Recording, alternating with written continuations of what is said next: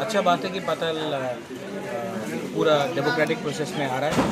इतने साल से उन्होंने वोट बॉयकॉट किया था, अब उनका डिसीजन है कि वो इलेक्शन में लड़ेगा।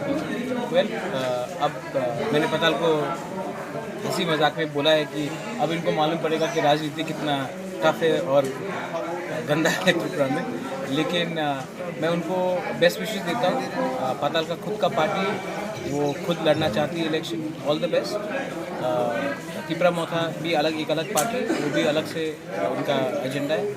लेकिन मेरा एक ही कहना है, मैंने ये पहले भी कहा है कि इस इलेक्शन में तिपरासा रीजनल पार्टी दूसरे तिपरासा रीजनल पार्टी के अगेंस्ट नहीं बोलकर अपना एजेंडा में चले तो बहुत अच्छा है। तो इनका मैनिफेस्टो निकल रहा है, उनके मैनिफेस्टो में वो किसी के खिलाफ नहीं बोल रहे, वो हम अपने तिपरासा के बारे में बोल रहे हैं। तो ये अच्छा मूव है। और मैं भी तिपरा मोथा का भी एक ही व्यू है अलग से कि किसी के अगेंस्ट ना बोले लेकिन अपना लाइन में चले। तो बस यही बात, और कुछ अगर आपको बोलना तो पूछ सकते हैं।